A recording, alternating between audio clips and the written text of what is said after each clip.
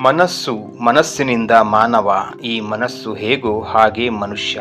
ಆದರೆ ಈ ಮನಸ್ಸು ಏನು? ಮನಸ್ಸು ಒಮ್ಮೊಮ್ಮೆ ಕಠೋರ, ಒಮ್ಮೊಮ್ಮೆ ಕೋಮಲ, ಒಮ್ಮೆ ಶಾಂತ, ಒಮ್ಮೆ ಉಗ್ರ, ಒಮ್ಮೆ ದುಃಖಿ, ಒಮ್ಮೆ ಸಂತೋಷಿ. ಹೀಗೆ ಮನಸ್ಸು ಒಂದೇ ಆದರೂ ಇದಕ್ಕೆ ನಾನಾ ರೂಪಗಳು. ಹೀಗಿರುವಾಗ ಮನುಷ್ಯ ಎನಿಸಿಕೊಂಡವನಿಗೆ ಸ್ಥಿರವಾದ ಸ್ಥಿತಿ ಯಾವುದು ಎಂದು ಹೇಳಲು ಸಾಧ್ಯ? ಮನಸ್ಸಿನ ಸ್ಥಿತಿಯೇ ಮನುಷ್ಯನ ಸ್ಥಿತಿ ಎನ್ನುವಂತಾದರೆ ಮನುಷ್ಯ ಎನಿಸಿಕೊಂಡವನಿಗೆ ಒಂದು ನಿರ್ದಿಷ್ಟ ಸ್ವರೂಪವೇ ಇಲ್ಲವಾಗುತ್ತದೆ.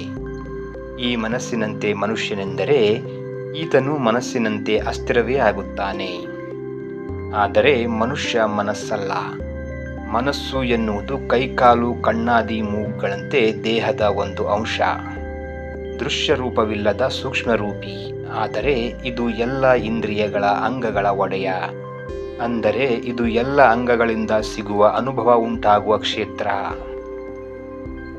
ಇಷ್ಟೇ ಅಲ್ಲದೆ ಈ ಮನಸ್ಸು ಸರಿ ತಪ್ಪುಗಳ ನಿರ್ಧಾರ ಮಾಡುತ್ತದೆ, ಕಲ್ಪನೆ ಮಾಡಿಕೊಳ್ಳುತ್ತದೆ. ಊಹೆ ಭ್ರಮೆ ಹುಟ್ಟುವುದು ಇಲ್ಲಿಯೇ. ಕೋಪ, ದುಃಖ, ಆನಂದ, ಯಾತನೆ ಇತ್ಯಾದಿಗಳನ್ನು ಅನುಭವಿಸುತ್ತದೆ. ಇದೆಲ್ಲಕ್ಕಿಂತ ಮುಖ್ಯವಾಗಿ ನಾನು ಎನ್ನುವ ಭಾವ, ಅಂದರೆ ಅಹಂಕಾರದ ಮೂಲ ಈ ಮನಸ್ಸೇ.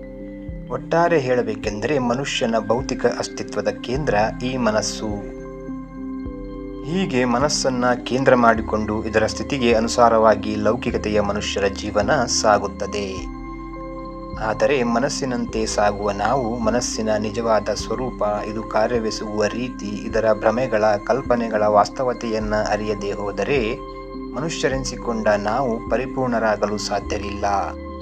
ಹಾಗಾಗಿ ಆಧ್ಯಾತ್ಮ ಹೇಳುವಂತೆ ಮೊದಲು ನಾವು ದೇಹವಲ್ಲ ಎಂದು ತಿಳಿದಾಗ ಈ ದೇಹ ಹಾಗೂ ಈ ದೇಹದೊಳಗಿನ ನಾನು ಎನ್ನುವನ ಕೇಂದ್ರವಾಗಿರುವ ಮನಸ್ಸನ್ನು ಸಂಪೂರ್ಣವಾಗಿ ಅರಿತುಕೊಳ್ಳುವುದೇ ಇಲ್ಲಿ ಮಹಾಯಜ್ಞ.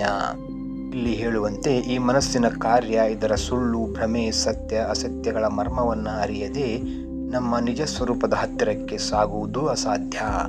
ಹಾಗಾಗಿ ಆಧ್ಯಾತ್ಮಿಕತೆಯಲ್ಲಿ ಬಹುದೊಡ್ಡ ಪ್ರಯಾಣ ಮನೋವಲೋಕನ. ಆದ್ದರಿಂದ ಮೊದಲು ಮನಸ್ಸನ್ನು ಅರಿತು ಮುಂದೆ ಸಾಗಿದಾಗಲೇ ಮನುಷ್ಯ ನಿಜ ಜ್ಞಾನಿ ಎನಿಸಿಕೊಳ್ಳಲು ಯೋಗ್ಯ. ಇದನ್ನು ಅರಿತು ಅರಗಿಸಿಕೊಂಡ ನಂತರವೇ ನಿಜ ಸತ್ಯದ ಕಿರಣಗಳ ಸ್ಪರ್ಶ ಸಾಧ್ಯ. ಈ ಕಿರಣಗಳ ಬೆಳಕಿನಲ್ಲಿ ಮಾತ್ರ ಆಧ್ಯಾತ್ಮದ ಅಂತಿಮ ಬಿಂದುವಿಗೆ ದಾರಿ.